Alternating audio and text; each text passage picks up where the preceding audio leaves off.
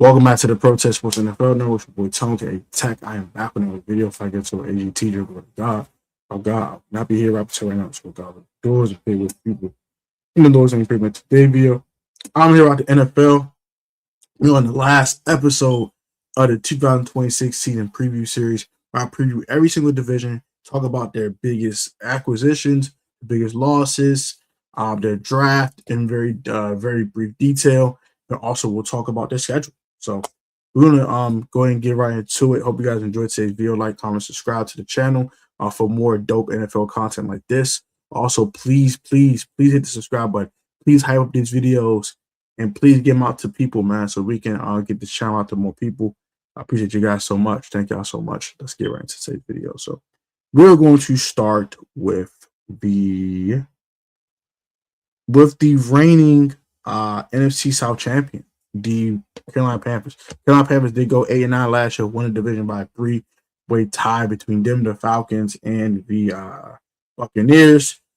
Even though they did lose the game head-to-head versus the Buccaneers, still won the division somehow. The tiebreaker thing is so weird. I can't even really explain it or fathom it, if I want to be honest with you.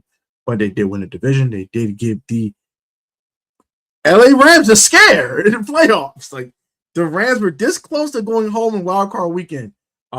They were great at home. A guy like Rico Dowdle ran the football so well for the Panthers. Bryce Young took a step up as a quarterback. Tech McMillan was phenomenal. T-Mac was phenomenal in his rookie campaign. A guy like Jalen Coker was starting to play better, stuff like that. And this defense was pretty decent too. Derek Brown came in from that injury and got right back to being disruptive. This team is an interesting team. I can't lie. They had an interesting offseason about to talk about in a second. And I think this Carolina Panthers team is a team you want to keep your eye on, man.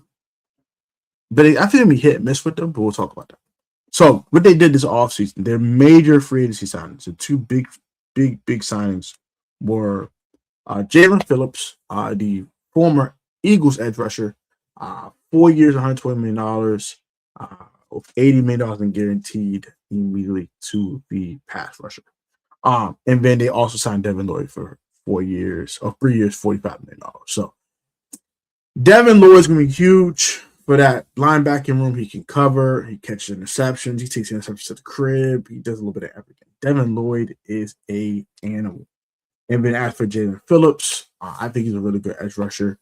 The stats don't really tell you everything, but he does get a lot of pressure on the quarterback. So I think those are two huge pickups for this team. I think they needed a pass rusher that could take some pressure off the other pass rushers in their room, and also in your linebacker who can cover tight ends and also be able to give support in the run game. So I like both of them pickups a lot. They did sign Kenny Pickett to a 1 year, $7.5 million deal, and also picked up Rasheed Walker and Stone Forsythe at tackle. I like the Rasheed Walker pickup a lot. Former Packers offensive tackle. I like that one a lot. Trades and departures. They shipped out Andy Dalton. K. Mays did leave the Panthers to go to the Lions. Rico Dowdle left the Panthers to go to Steelers. And A'Shawn Robinson left the Panthers to sign with the Buccaneers. Bryce Young's 5th-year option was picked up. Jalen Coker had a 3-year extension, and that was pretty much off. So you want to look at their draft real quick, and we'll go ahead and look at their schedule, and we're going to have some fun today. So, Monroe Feeling, offensive tackle at Georgia, their first-round pick. I don't love it, but I don't hate it either. I think he has a very high ceiling at tackle, but also doesn't have a high floor either. Lee Hunter at Texas Tech, I love this pickup. Like he and Derek Brown are going to be disruptive. Oh my goodness. Chris Brazzell, the second out of Tennessee, the wide receiver, a dirt overall.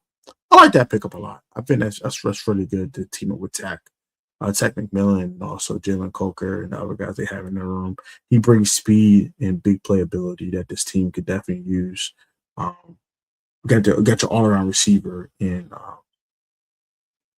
Tech McMillan, and then you have you're kind of like your underneath guy. Another do-it-all guy too, but he's a little bit better underneath than Jalen Coker. Then you got a guy like Chris Bradley just takes the top off the defense. Bow! Knocks your head off. And then Sam Hack is another pickup I like a lot in this draft. He'll be probably your starting center day one for the Carolina Panthers. Then Zaiki Wheatley out of Penn State. I'm a Penn State guy, so I love my Penn State in the line. So I wish him well. I think he's a really good fit in their defense as well. I don't know if he'll start, but he'll definitely be in the rotation for sure. So let's look at the Carolina Panthers 2026 schedule, because this is where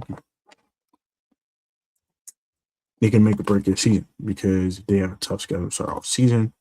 It could start off a little rough, and then they'll kind of lose confidence, and then winning begins confidence, and then confidence begins more winning. So you want to start off hot to keep your confidence going and to make sure you don't lose that confidence. So hopefully the Panthers can start off hot.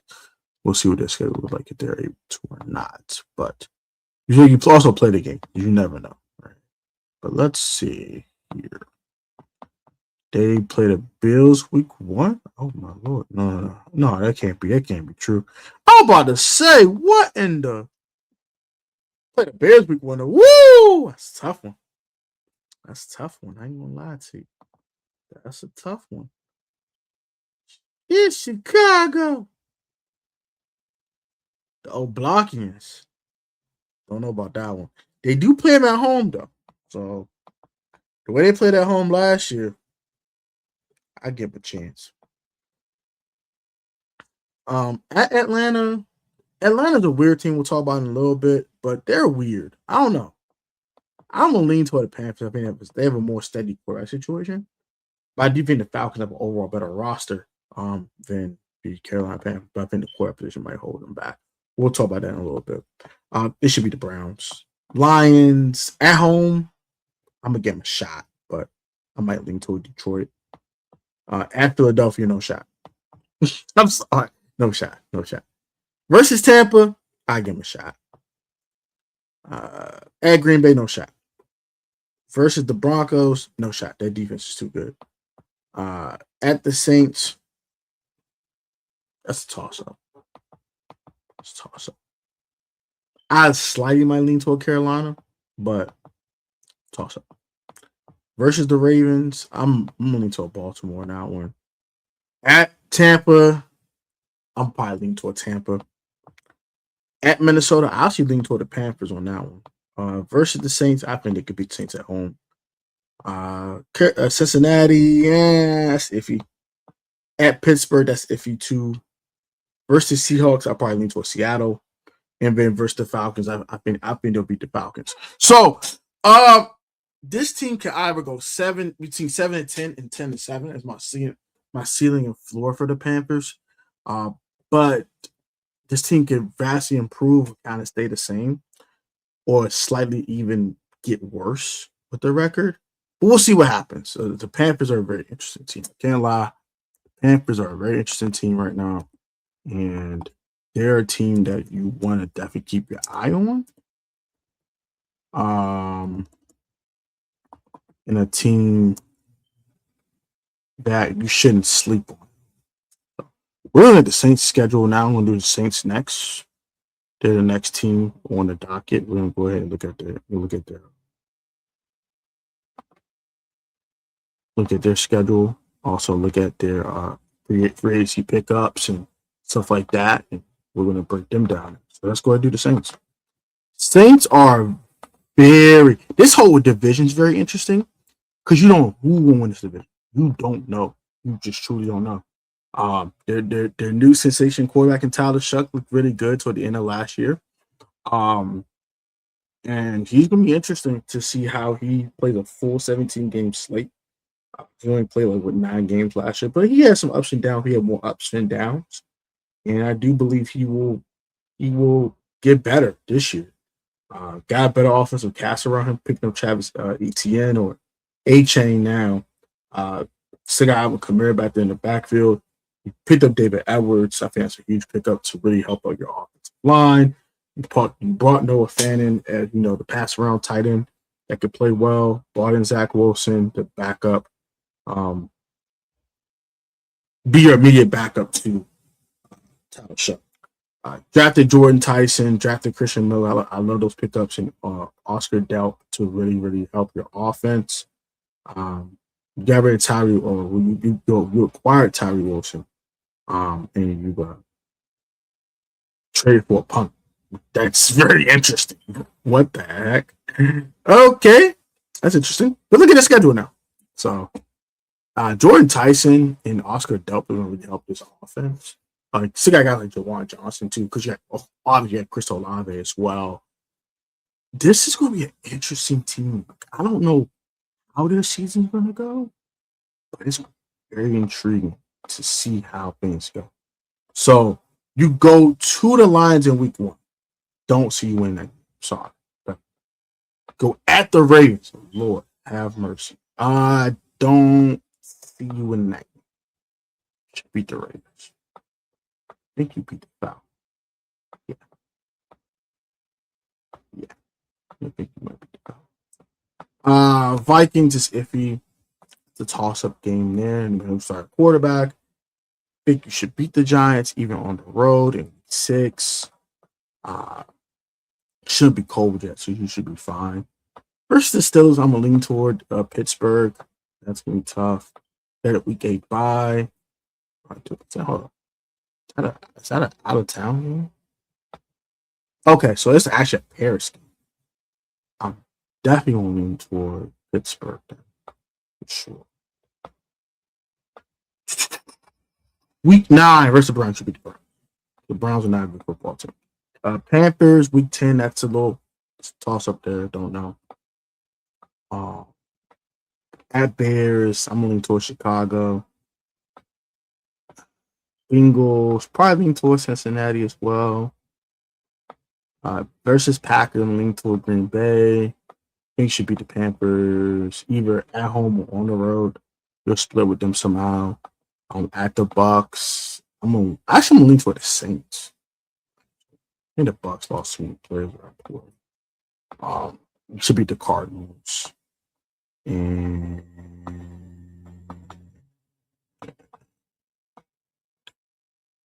I would believe you would beat the Falcons at some point, either at home or on the road. And I think you'll beat the Bucks. I think you actually sweep the Buccaneers this year. I think it's kind of hot take, but I think you sweep the Buccaneers. So I think their ceiling is between 5-12 and 9-8. They can get really close to that 9-8 mark, maybe 8-9. I think they might get toward their ceiling and their floor. But I do like this team. I like what the Saints have done. And I would not be surprised if the Saints win this division. I was surprised any of these teams win this division, if I'm being honest. This is one of these divisions where all 4 teams can actually win the NFC South. This division is so wide open. It's not a favorite in my eyes. This division is the definition of a toss-up. I don't know who wins the division. I don't know. Like, NFC South is an ultimate crapshoot. If you're betting on this division or any type of betting app, you're crazy. You gotta leave it the hell alone, because I don't know what the heck you're thinking, but you're insane. I don't know what the heck you're thinking.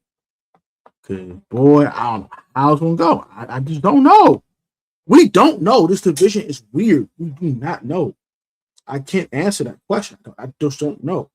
We'll do the Bucks next up. And finally we'll do we'll do the Bucks. So these are their key acquisitions and departures. We'll talk about that very, very, very briefly. The key additions. Alex Anzalone picked him up from a 2-year, $17 million contract with the Bucks. Kenneth Gainwell, I like that pickup a lot because I think he's been really good compliment to Bucky Irving. Y'all know that from the PSN command. We call Bucky Irving and then Joaquin Nunez Roches brought him back and for the defensive line. And we'll get to the first 3 rounds of the draft. I'm not going to try to go too far. They did retain Cade Otton. They did retain Sean Tucker as well. Did Levante Davis adios. They did lose Mike Evans, and they did lose Jamel Dean as well. So that's kind of a hefty loss. But they drafted Ted Hurst. They drafted Josiah Trotter. They drafted Ruben Bain up the edge rushing room. I like the 3 first draft picks. I love those drafts. I think Ted Hurst will immediately impact this team. I think that Trotter going to immediately impact this team immediately.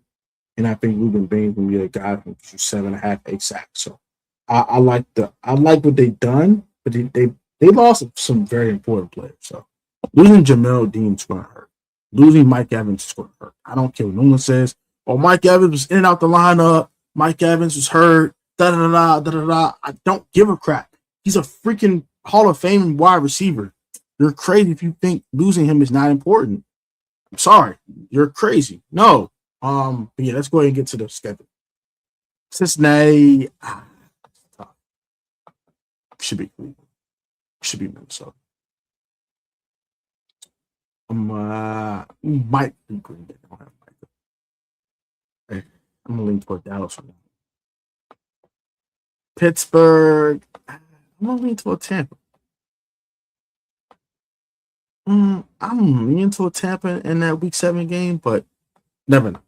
Atlanta. I'm leaning towards Tampa in that game by a tad bit. Chicago at Chicago. It's Chicago. Chicago. It's Chicago, yeah. But yeah, at Detroit. Detroit. The YBC duels.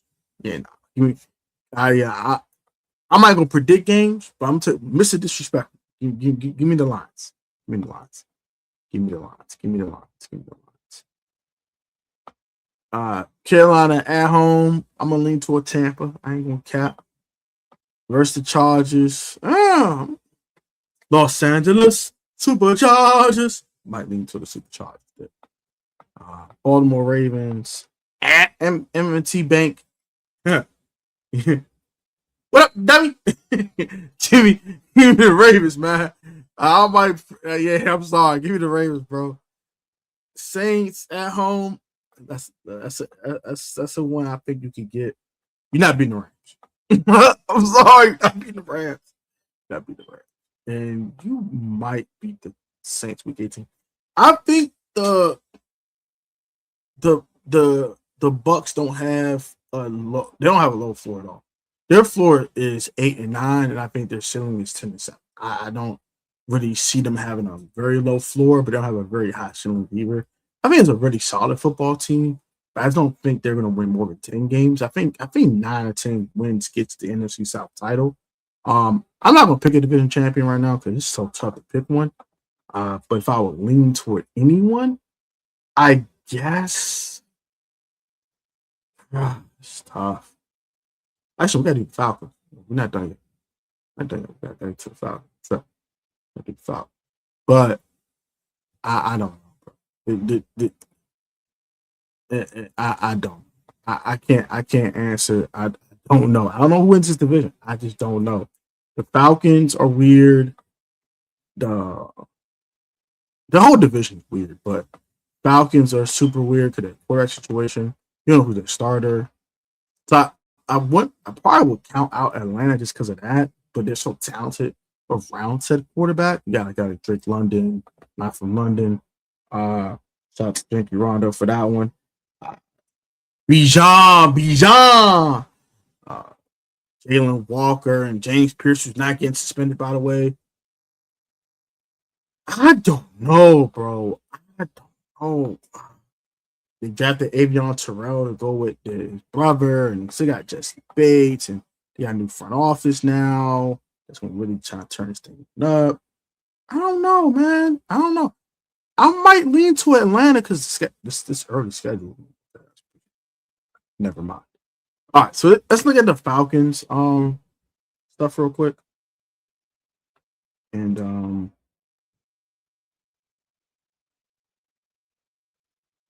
we're gonna look at the schedule. So I'm very, very intrigued about it. We're gonna get the pickups and losses first, and then we'll go ahead and get the good schedule. So got rid of Kirk, got rid of Darnell Mooney. They lost Tyler Algier to the Cardinals, Caden Ellis to the Saints. Oh, they lost Kate Ellis to a op. I forgot about that. Oh, snap. Lost James Gonzalez to the Dolphins, and they did lose their punter. It's not a big deal, but could be a big deal for field position. He's actually a pretty solid punter. Signed Tua Tagovailoa to a veteran minimum contract. He picked up Alama Zaccheaus, they brought back OC. They did pick up former Commander and Eagles wide receiver, former NFC East wide receiver, and Jahan Dotson. They did sign Christian Harris, Jake Bailey's a new punter, and Ben Samson, a Buchanan linebacker. So we're going to see how this goes. We'll look at the draft real quick, and we'll go ahead and look at this guy. Avion Terrell, love that pickup. Zachariah Branch, I love that pickup. Kendall Daniels, I think that's a heck of a move there as well. Harold Perkins, I like that move. So they made some very shrewd moves in the draft I like to increase their depth at linebacker and cornerback. I think both Terrell brothers start at corner. I like what the Falcons did this offseason. I think it was a really good offseason. Given the fact they didn't have a first-round pick either, that made it a little harder for them, but it was able to navigate through that and able to do it. So that's pretty good to see, and that I'm impressed. Let's look at the schedule, though. Pittsburgh. Don't think they're going to win that game. At Carolina, winnable game. That's a winnable. At Green Bay, even without Micah, it's early. Packers could be vulnerable. Maybe. That's a maybe. This will start quick. If it's Tua, no. But Michael Penix, maybe. We'll see. Saints at New Orleans, that's a winnable game. You're not beating the Ravens. You're not beating the Bears. You're probably not beating the 49ers. I doubt it.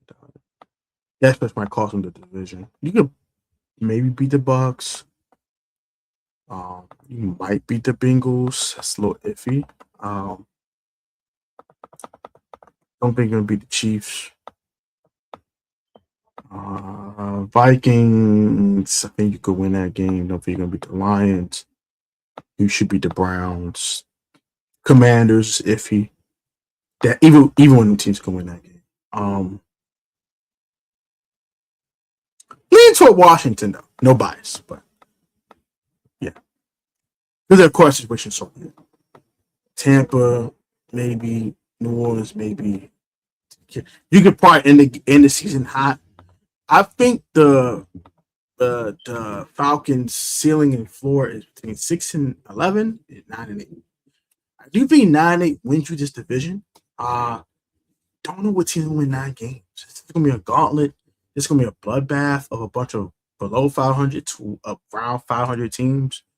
Or slightly above 500. You can go 9-8, but this is an interesting division, y'all. I don't know. I don't know, guys. I don't know. Like, comment, subscribe to the channel. You're all on the road to 100 subscribers on this channel. Hit the subscribe button, like button, share button. Thank you guys so much for your support. Appreciate you guys so much. Catch you guys on the next video. I gotta be easy, man. Get on the flip side.